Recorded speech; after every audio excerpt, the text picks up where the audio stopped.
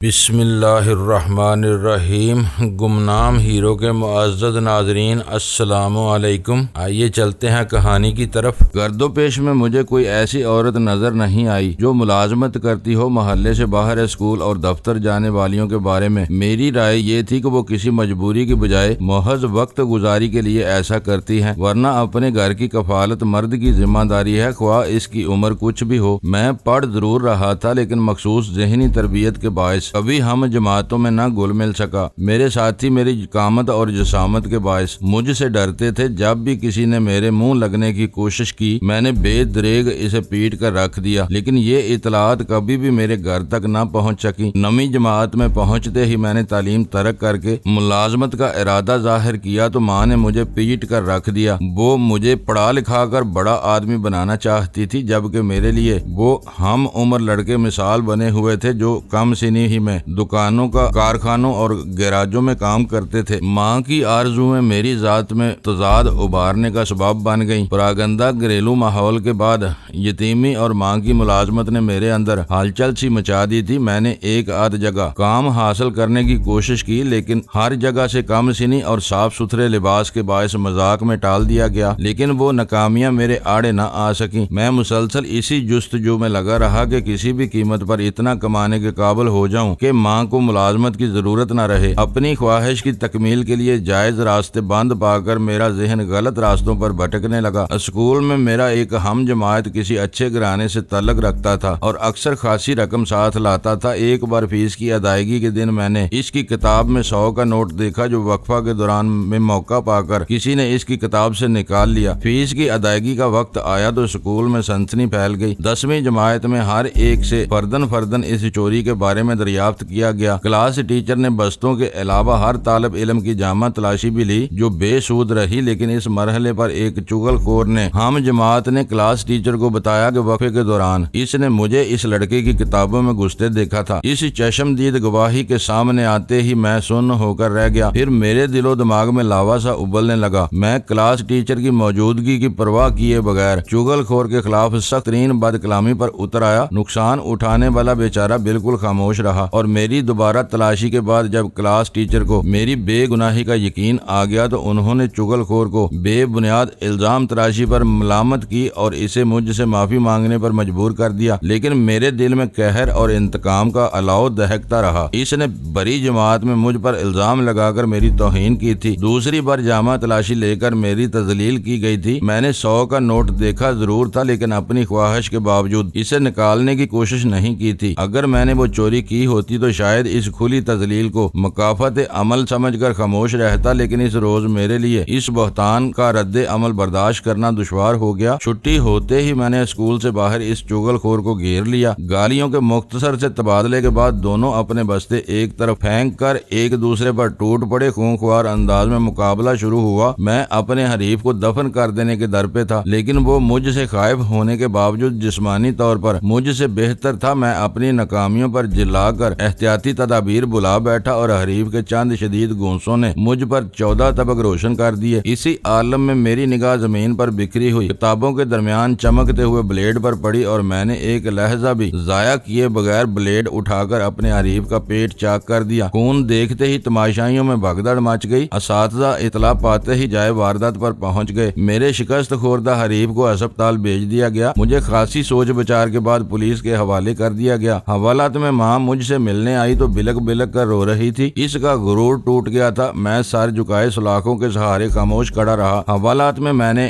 2 راتیں بسر کی جو میری زندگی میں ہمیشہ کے لیے سنگ میل بن گئیں، کیونکہ وہاں میرے ساتھ ایک چور اور دوسرا جواری بند تھا۔ ان کے چہرے بے رونق اور وحشت زدہ تھے، لیکن ان کی باتوں سے زندگی کا تجربہ جھلک رہا تھا۔ انہوں نے سمجھایا کہ مدافعانہ انداز میں زندگی گزارنے کی کوشش کرنے والوں کو پیچھے والے روند کر آگے نکل جاتے ہیں۔ زندہ رہنے کا بس ایک ہی باعزت طریقہ ہے کہ آدمی مسلسل پیش قدمی کرتا رہے اور حق نہ ملے تو ہاتھ بڑھا کر چھین لے۔ میرے حریف کا زخم خوش قسمتی سے سطحی ثابت ہوا۔ پھر شاید اساتذہ نے بھی اس کے والدین کو سمجھایا کہ ان کے فرزند نے شرارت یا غلط فہمی میں مجھ پر اشتعال انگیز الزام لگایا تھا، لہٰذا میرا جرم اس قدر سنگین نہیں تھا کہ میرا مستقبل برباد کر دیا جاتا۔ لڑکے کے والدین شریف لوگ تھے، انہوں نے شکایت واپس لے لی اور مجھے رہائی مل گئی۔ گئی۔ میں حوالہ سے نکلا تو مجھے اپنے اندر ایک جرأت مندانہ سی تبدیلی محسوس ہوئی۔ طبیعت سے خوف کا عنصر غائب ہو چکا تھا اور میں منفی راستوں کے بارے میں سنجیدگی سے سوچنے لگا تھا۔ ماں کئی روز مجھ سے ناراض رہی، ہر وقت مجھے ملامت آمیز نظروں سے گورتی رہتی۔ وہ اپنے حق تلفیاں خاموشی سے سہتی آئی تھی، لہذا اس کا خون ٹھنڈا ہو چکا تھا۔ اسے اندازہ ہی نہیں تھا کہ چڑھتا ہوا خون اپنی تذلیل اور توہین کبھی برداشت نہیں کر سکتا۔ میٹرک پاس کر کے میں کالج میں پہنچا تو وہاں ایسے ساتھیوں کا انکشاف ہوا جو تاش پر جوا کھیلنے کے شوقین تھے۔ پھر ایک روز میں اپنے حوالات کے ساتھیوں سے سیکھی ہوئی شارپنگ آزمانے کے لیے ان کے ساتھ شامل ہوا۔ نتائج حوصلہ افزا رہے اور میں باقاعدگی کے ساتھ اس ٹولی کی نشستوں میں شریک ہونے لگا۔ محرومیوں کے اتھاہ سمندر میں اس دور میں مجھے بس وہی جیت نصیب ہوئی جہاں میں نے مکاری کے ساتھ دھوکے بازی کا سہارا لیا، ورنہ ہر طرف شکست ہی کے ڈیرے نظر آ رہے تھے جن سے بچ کر آگے بڑھنے کا خیال سراب معلوم ہوتا تھا۔ میں سیکنڈ ایئر میں تھا تو ایک بار کوئی جواری مجھے میری کسی بے ایمانی پر ٹوک بیٹھا۔ میں نے بے خوفی کے ساتھ اس کے گریبان پر ہاتھ ڈال دیا۔ اس بار میرا حریف میرے ہاتھوں لہو لہان ہو گیا۔ میں سچائی پر تھا تو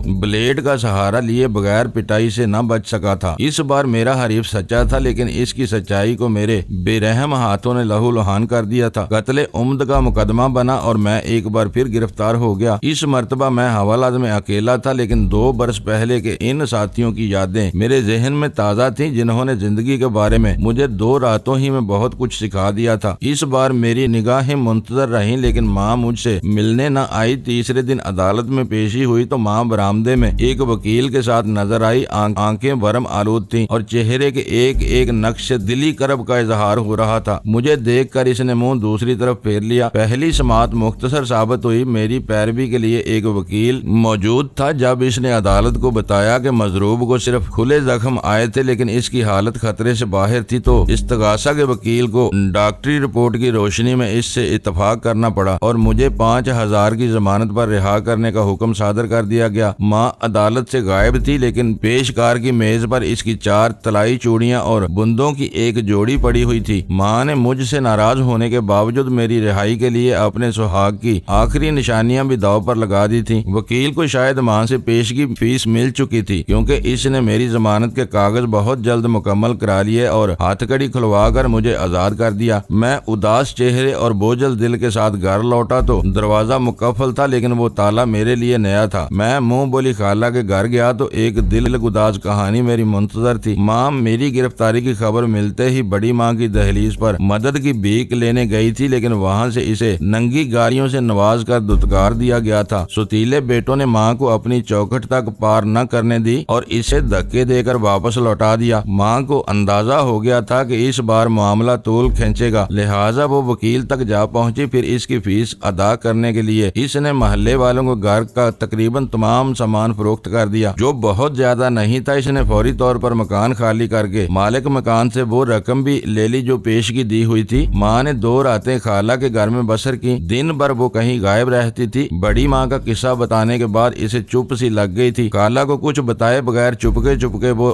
رات بھر روتی رہتی۔ اس روز وہ صبح سویرے خالہ سے اپنا کہا سنا معاف کرا کے نکلی تھی۔ خالہ کے استفسار پر اس نے بتایا کہ اس روز میری پیشی تھی اور وکیل نے پیش ہوتے ہی ضمانت کی امید دلا دی تھی۔ اس نے بتایا کہ رہائی کے بعد وہ اپنے بیٹے کو محلے میں لا کر شرمسار نہیں کرے گی بلکہ کہیں اور گھر تلاش کر لے گی۔ میری آنکھوں کے سامنے اندھیرا چھا گیا۔ لاہور اتنا بڑا شہر تھا، ماں نہ جانے کہاں روپوش ہو گئی تھی۔ قانون کی قید سے رہا کرا کے مجھے اپنی فکر میں گرفتار کر دیا تھا۔ میں کسی اندھے بہرے اور گونگے کی طرح گرد و پیش سے بالکل لا تعلق اپنے خیالوں کی آندھیوں میں کھویا کئی گھنٹوں تک بے مقصد لاہور کی سڑکیں ناپتا رہا۔ قدم رکے تو میں چونک پڑا کیونکہ سامنے وہی مانوس چوکھٹ تھی جہاں سے پہلے باپ کا جنازہ گزرا۔ پھر میں ماں کے دامن سے لپٹا مقدر کی ٹھوکریں کھانے کے لیے انسانوں کے بے رحم جنگل میں دھکیل دیا گیا اور 2 روز پہلے اسی دہلیز سے بڑی ماں کے جوان بیٹوں نے اپنی سوتیلی ماں کی رہی سہی آبرو کا جنازہ بھی نکال دیا۔ میں نے پوری قوت سے دروازے پر لات ماری، پٹ پر شور آواز سے لرز کر رہ گئے۔ اندر سے بڑی ماں کی گرجدار بوڑھی آواز ابری اور پھر دروازہ کھل گیا۔ جریوں دار بوڑھے چہرے پر غصے کے آثار نمایاں تھے۔ میری صورت دیکھتے ہی بڑی ماں کی آنکھوں میں نفرت اور قہر کے کوندے لپکنے لگے۔ ان کی چنگاڑتی ہوئی آواز میں قاتل، خونی اور بدماش کے الفاظ سن کر پڑوس کے کئی دروازوں پر پردوں کے پیچھے ہلچل سی مچ گئی۔ ماں کہاں ہے؟ میں نے مضبوط मजबूती से बड़ी माँ के दोनों शाने दबोच कर इनकी आंखों में झांकते हुए सर्द लहजे में सवाल किया। जवानी को कहर बर्दोश देखकर बुढ़ापे का गुस्सा हरास में बदल गया। परसों आई थी, अब पता नहीं कहाँ होगी। मैं किसी मशीनी पुतले की तरह वापस मुड़ गया। दिमाग में एक अजीब सी गूंज रची हुई थी, जैसे वहाँ अचानक खिलाफ वाकया हो गया हो। मैं चलता रहा। 2 दिन तक कमोबेश मुसलसल ही चलता रहा। थक जाता तो कहीं भी किसी लान या पार्क में पड़ जाता और फिर चलने लगता। दूसरा दिन गुजरने के बाद अखबार में माँ की तस्वीर देखी। वो मर चुकी थी। इसने शायद बेटे के मुस्तकबिल से दिल बर्दाश्ता होकर खुदकशी कर ली थी, क्योंकि इसकी नीली और अकड़ी हुई लाश नूर जहां के मजार से दूर रेलवे लाइन के एक तरफ टीले की ओट से मिली थी। मेरे जहन का खलापुर हो गया। गूंज थम गई और हवास काम करने लगे। मेरे लिए वो जिंदगी का बदतरीन सानहा था, लेकिन मेरी आंखों में एक भी आंसू न आया। माँ ने अपनी जिंदगी खत्म करके दुखों के जमीले से हमेशा के लिए निजात हासिल कर ली थी। सुतीले बेटों से तो धक्के खा ही लिए थे। जिंदा रहती तो शायद मेरी बिखरी हुई जात से भी इसे दुख ही मिलते रहते। लाहौर ने मुझे ठुकरा दिया था। बाई सूरत देखने के रवादार नहीं थे। सुतीली माँ कातल, खूनी और बदमाश समझती थी। कानून ने सगी माँ के सुहाग की निशानियां रहन रखकर मुझे आजाद फजा में सांस लेने का हक दिया था। माजी का एक एक लम्हा मेरी निगाहों में घूमने लगा। गुजरे हुए और सुने हुए वाकयात से बस एक ही नतीजा सामने आता था कि मैं रिश्वत की कोख से जन्म लेने वाला एक ऐसा वजूद था जिसे कोई अपनाने के लिए तैयार नहीं था। सरकारी मुर्दा खाने में मैंने माँ का आखिरी दीदार किया और फिर रात के अंधेरे में इस घर की दीवार फांद कर अंदर घुस गया, जिसकी चौखट से मेरी माँ रुसवा करके लौटाई गई थी। इस बार मैंने अपना हक छीन लिया था। मेरे मुंह पर रुमाल बंधा हुआ था और हाथ में चाकू था, लेकिन गनीमत ये हुआ कि बड़ी माँ समेत इस घर के मकीन सेहन में बेखबर सोते रहे। सुतीले भाइयों को यूं बेबस और बेखबर अपनी दस्तरस में देखकर मेरे दिल में नफरत का एक शोला सा लपका, लेकिन मैं सर झुकाकर अंदर चला गया। शायद वो दोनों कमाने लगे थे, क्योंकि घर से मुझे खिलाफे तवक्को रकम के अलावा कुछ जेवर भी मिल गए और मैं बड़ी माँ के पुरगुरूर वजूद पर हकारत अमेज निगाहें डालता घर से निकल गया और यूं मैं कराची चला आया। हालात के बेरहम दायरे में पे दर पे जख्म खाने के बाद मेरे दिल में अपनी महरूमियों और अपने साथ होने वाली नाइंसाफियों का पूरा एहसास मौजूद था, जिसने मेरे वजूद में सारी मनफी कुव्वतों को बेदार किया हुआ था। चोरी के माल पर इस शहर निगार में ऐश करते हुए शीदे की तलाश में भटकता रहा, जो लाहौर की हवालात में मिलने वालों का उस्ताद था, और चौथे रोज इससे मिलने में कामयाब हो गया। शीदे की जिंदगी का फलसफा बहुत सीधा साधा था, धौंस, धमकी और धांधली। वो मार दाड़ से नफरत करता था, लेकिन इस कदर फतीन और मक्कार था कि जिस काम का फैसला कर लेता इसे महज जुबानी जमा खर्च से ही कार गुजरता था। इसकी शागिर्दी में मैंने इसके फलसफे की अमली तरबियत में हिस्सा लेना शुरू किया तो वो मेरी कारकर्दगी से बहुत खुश हुआ, क्योंकि इसकी आमदनी में मुतअद्दिद इजाफा हुआ था, जिसमें से मेरा हिस्सा भी अदा किया जाता था। वो पहला शख्स था जिसने मेरे मुंह से तनवीर अली सुनकर बुरा सा मुंह बनाकर कहा था कि दादागिरी में ऐसा हल्का फुल्का नाम नहीं चलता। जिस्म और काठी की मुनासबत से मेरा नाम डैनी फैनी जैसा दांसू किस्म का होना चाहिए, और इसी दिन से मैंने तनवीर अली के बजाय डैनी के नाम से खुद को मुतारफ कराना शुरू कर दिया। लेकिन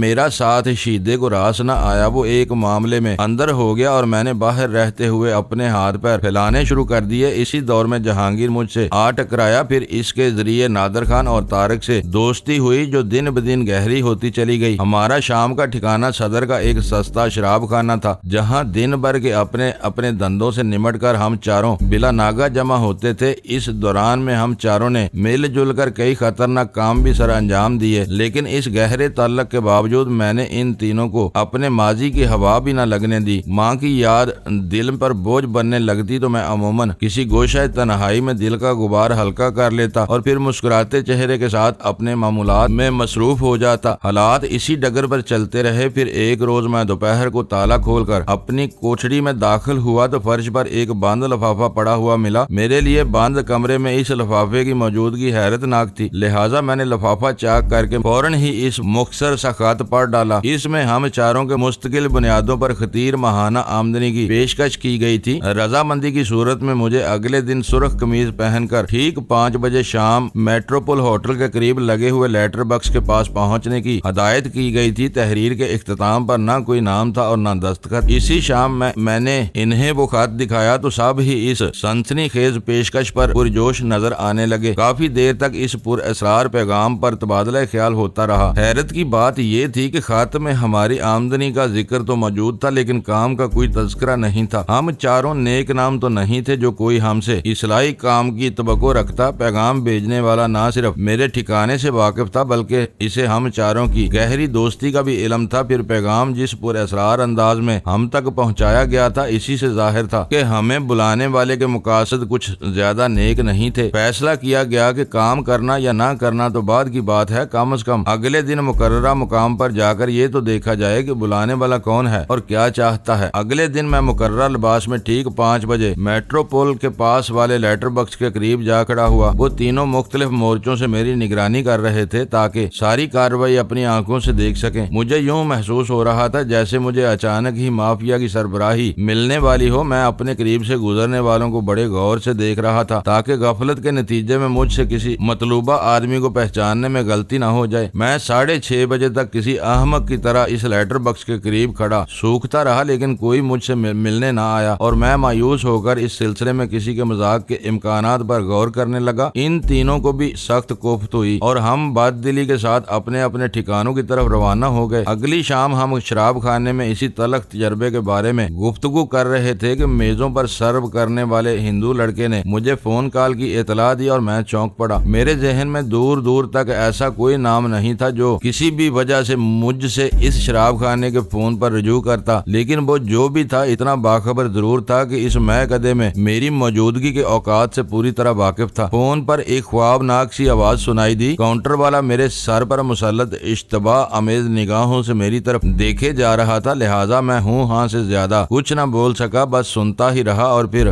دوسری طرف سے سلسلہ منقطع کر دیا گیا۔ ہمیں محمود آباد بلایا گیا تھا۔ میں نے واپس اپنی کرسی سنبھالتے ہوئے رازدارانہ لہجے میں انہیں آگاہ کر دیا۔ کون تھا؟ جہانگیر نے تجسس آمیز لہجے میں سوال کیا۔ میں کاؤنٹر والے کی وجہ سے کچھ پوچھ نہیں سکا۔ میں نے کہا شاید وہی خط والا تھا کیونکہ اس نے کل 5 بجے میری موجودگی پر خوشی کا اظہار بھی کیا تھا۔ تو پھر چلو جلدی سے۔ طارق نے اپنا گلاس ایک ہی گھونٹ میں خالی کر دیا۔ ہم چاروں ٹیکسی سے محمود آباد کے لیے روانہ ہو گئے۔ ٹیکسی چھوڑ کر بتائے ہوئے پتے پر پہنچنے میں ہمیں کوئی دشواری پیش نہیں آئی۔ اس مختصر لیکن پختہ مکان میں دقیانوسی وضع کا ایک ادھیڑ عمر شخص ہمارا منتظر تھا۔ اس نے ہمیں دیکھتے ہی بلا استفسار اندر بلا لیا۔ مکان مناسب اور خاصا محفوظ تھا۔ آبادی کے سرے پر واقع ہونے کی وجہ سے وہاں پڑوسیوں کی غیر ضروری دخل اندازی کا خطرہ بھی نہیں تھا۔ ہمیں ادھیڑ عمر شخص نے جس کمرے میں بٹھایا وہاں فون بھی موجود تھا، لیکن مجھے ادھیڑ عمر کی منحنی آواز سن کر سخت مایوسی ہوئی تھی کیونکہ فون پر بولنے والے کی آواز خوابناک ضرور تھی مگر لاغر ہرگز نہیں تھی۔ مجھے توقع تھی کہ محمود آباد کے مکان میں فون کرنے والا بذات خود ہمارا منتظر ہوگا، لیکن وہاں صورت ہی کچھ اور تھی۔ یہ مکان ڈینی کے نام پر لیا گیا ہے۔ ادھیڑ عمر ہم سے کسی سے مخاطب ہوئے بغیر عمومی لہجے میں کہہ رہا تھا۔ غالباً اسے یہ بھی معلوم نہیں تھا کہ ہم میں سے ڈینی کس کا نام ہے۔ سال بھر کا ایڈوانس دیا ہے، 400 کرائے کے علاوہ بجلی گیس اور فون کے بل ادا کرنے ہوں گے۔ اور کام؟ میں نے تجسس آمیز لہجے میں سوال کیا۔ اس سے آگے مجھے کچھ نہیں معلوم۔ وہ صوفے سے اٹھ گیا، پھر فون کی طرف ہاتھ بڑھاتے ہوئے بولا باقی ہدایت تمہیں فون پر ملیں گی، تمہیں تو ہمیں یہیں رکنا ہوگا اور یہیں رہنا ہوگا۔ نادر نے چونک کر سوال کیا۔ شادی کو کئی برس ہو جانے کے باوجود وہ کم ہی گھر سے باہر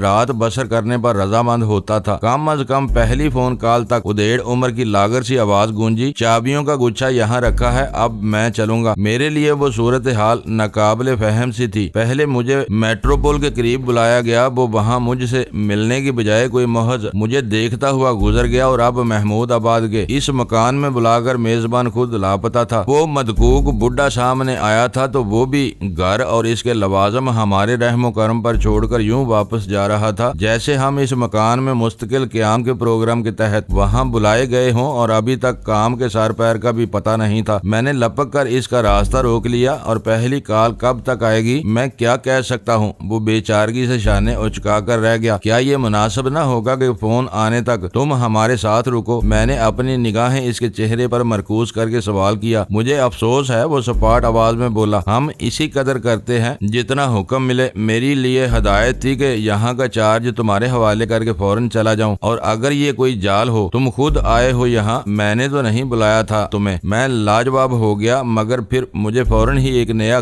سوال سوچ گیا۔ تم ہمارے لیے اجنبی ہو، تم نے یہ کیسے سمجھ لیا کہ تم نے اس مکان کا چارج صحیح آدمیوں کو دیا ہے؟ یہ میری ذمہ داری ہے۔ معلوم ہوتا تھا کہ وہ مسکراہٹ مسکراہٹ سے قطعاً نہ آشنا تھا۔ میں 4 آدمیوں کا منتظر تھا۔ میں مطمئن ہوں کہ تم 4 ہی ہو، یہ اتفاق بھی تو ہو سکتا ہے، ہوا کرے، مجھے یہ سوچنے کا حکم نہیں ملا تھا۔ وہ سنجیدگی سے بولا، جانے دو اسے۔ جہانگیر ہاتھ اٹھا کر بولا، اگر یہ حکم کے بغیر سوچ بھی نہیں سکتا تو ایسے چڑی کے غلاموں کا یہاں کیا کام؟ میں نے راستہ چھوڑ دیا اور وہ برا مانے بغیر نکاسی کے راستے کی طرف چل پڑا۔ یوں معلوم ہو رہا تھا جیسے وہ انا اور غصے سے آری کوئی مشین ہو۔ ہم چاروں ٹیلی فون کے گرد بیٹھے پرجوش لہجے میں اس سنسنی خیز صورتحال کے بارے میں تبادلہ خیال کرتے رہے اور آخر کار فون کی گھنٹی چیخ ہی پڑی۔ میں نے بلا توقف ریسیور اٹھا کر کان سے لگا لیا۔ ہیلو، مکان پسند آیا؟ وہی باری اور گنودہ سی آواز میرے کانوں میں گونجی اور میرا دوران خون یک بے یک تیز ہو گیا۔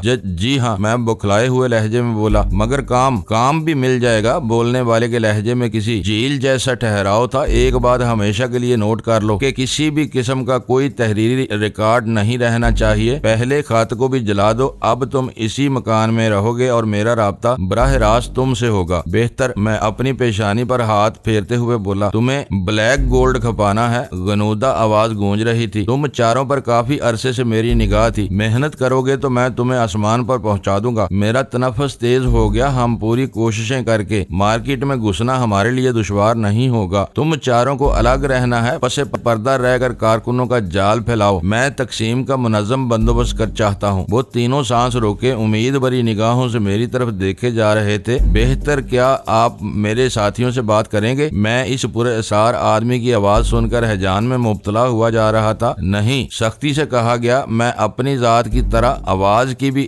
غیر ضروری تشہیر نہیں چاہتا۔ میری گفتگو صرف تم سے ہوگی۔ اپنا ٹیلی فون ہمیشہ تم ہی اٹھاؤ گے۔ بہت بہتر، میں نے گہرے سانس لیتے ہوئے کہا۔ لہجہ بے لہجہ وہ اجنبی آواز میرے وجود پر اپنی گرفت مضبوط کرتی چلی جا رہی تھی۔ اب میں کل رات بات کروں گا، 7 بجے فون کے قریب موجود رہنا۔ بہتر، مگر کیا ہم چاروں کو اب اسی مکان میں رہنا ہوگا؟ دوسری طرف سے سلسلہ منقطع ہونے سے پہلے مجھے ہوش آ گیا۔ تمہارے ساتھیوں کے لیے ضروری نہیں ہے، مگر تم یہیں رہو گے۔ یہاں ٹیلی فون کی وجہ سے رابطے کی آسانی رہے گی مجھے۔ پھر تمہاری کھولی بہت تنگ و تاریک ہے۔ اس عفونت زدہ علاقے کے مقابلے میں تم یہاں آرام سے رہو گے۔ یہاں کا ساز و سامان میرا فکرہ ادھورا رہ گیا۔ جو کچھ ہے مالک مکان کی ملکیت ہے، مگر کرائے میں شامل ہے۔ کل شام 7 بجے یاد رکھنا۔ دوسری طرف سے یہ کہہ کر سلسلہ منقطع کر دیا گیا۔ کیا کہہ رہا تھا؟ میرا ہاتھ کریڈل کی طرف بڑھتے ہی بیک وقت ان تینوں نے بے چینی کے ساتھ سوال کیا۔ ان کی اشتیاق آمیز نگاہیں میرے چہرے پر مرکوز تھیں۔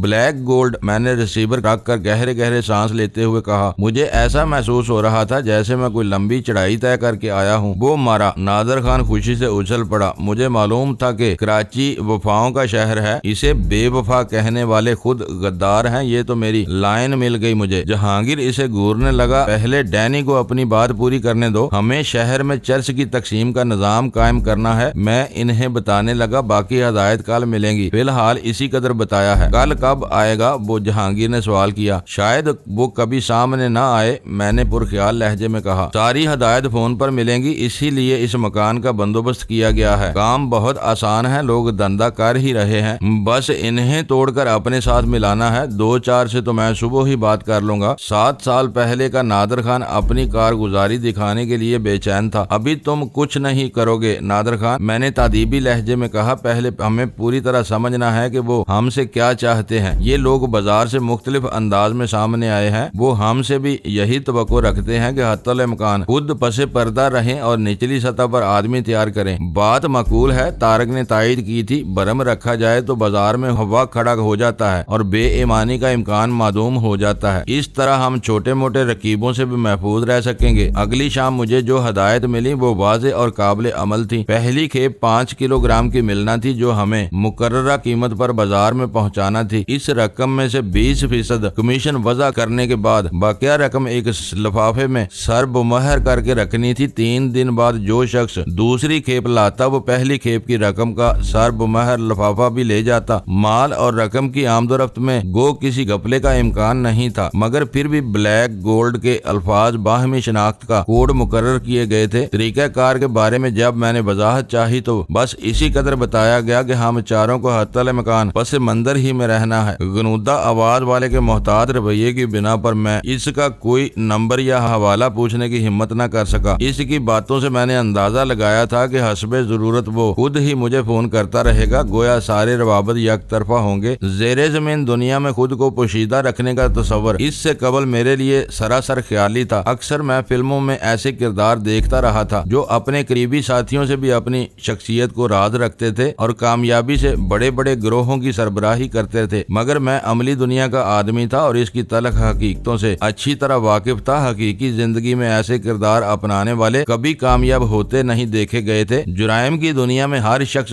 بزم خود 30 مار کان بنا رہتا ہے اور اس وقت تک اپنی ذات پر کسی کی برتری تسلیم نہیں کرتا جب تک اس کے ہاتھوں خاک چاٹنے پر مجبور نہ ہو جائے یا پھر شورائے پشتوں کے غول میں اس کا نام چلتا ہے۔ جس کی پشت پناہی مضبوط ہو، بہت سی با اثر شخصیات کسی بدنام شخص کی سرپرستی کرتی تھیں، یوں اسے سر عام مان مانی کی اجازت مل جاتی۔ قانون کے محافظ اس کی سرگرمیوں سے درگزر کرتے رہتے اور کوئی بڑا جرم سرزد ہو جاتا تو با اثر سرپرست قانون کی توجہ دوسری سمت میں مبذول کرا دیتے۔ ایسے بدنام لوگوں سے ہر ایک ڈرتا تھا۔ نام اور جرائم کی تشہیر ہی ان کی بالادستی کا سبب بنتی تھی اور کوئی ان کے آڑے آنے کی کوشش نہیں کرتا تھا۔ میں نے تو ایسے بھی واقعات دیکھے اور سنے تھے کہ کسی با اثر شخصیت کے پروردہ گنڈے نے کسی کا خون کر دیا، مگر واقعاتی اشاروں کے باوجود وہ گرفت میں نہ لیا گیا بلکہ 2-4 کمزور ہسٹری شیٹروں کو بند کر کے تشدد شروع کر دیا گیا، مگر وہ لوگ بدترین تشدد سہنے کے باوجود اصل قاتل کی نشاندہی کی جرت نہ کر سکے جس کے جرم کے وہ عینی شاہد ہوتے، کیونکہ ان کی سچی شہادت ان ہی کی موت کا پروانہ بن سکتی تھی اور یوں کوئی گواہ نہ ہونے کے باعث قاتل اپنے ہتھیار سجائے نئے شکار کی تلاش میں لگا رہتا۔ ناموں کے اس دور میں اپنی ذات کو تاریکی میں رکھ کر کسی بڑے دھندے کا خواب دیکھنا ناقابل یقین ضرور تھا، مگر شاید غیر حقیقی نہیں، کیونکہ میں بذات خود اس پر اسرار تجربے سے گزر رہا تھا اور پوری سنجیدگی سے اس کا انجام دیکھنا چاہتا تھا۔ پھر کام کا آغاز ہو گیا۔ ابتدا میں قدرے دشواری ہوئی، مگر پھر ہمارا دھندا اس صورت سے بڑھا کہ ہم خود حیران رہ گئے۔ چوتھے ہی مہینے ہم چاروں اس قابل ہو چکے تھے کہ شہر کے پسندیدہ علاقوں میں اپنے مکان خرید سکیں۔ مارکیٹ سے ملنے والی اطلاعات کا نچوڑ یہ تھا کہ ہماری ذریعے تقسیم ہونے والی چرس اپنی نوعیت کے اعتبار سے عمدہ اور خالص ترین تھی۔ جو اڈے اسے خالص فروخت کرتے، ان کے مستقل گاہکوں کی تعداد میں اضافہ ہوتا جا رہا تھا اور ملاوٹ کرنے والے اونچی شرح سے منافع کما رہے تھے۔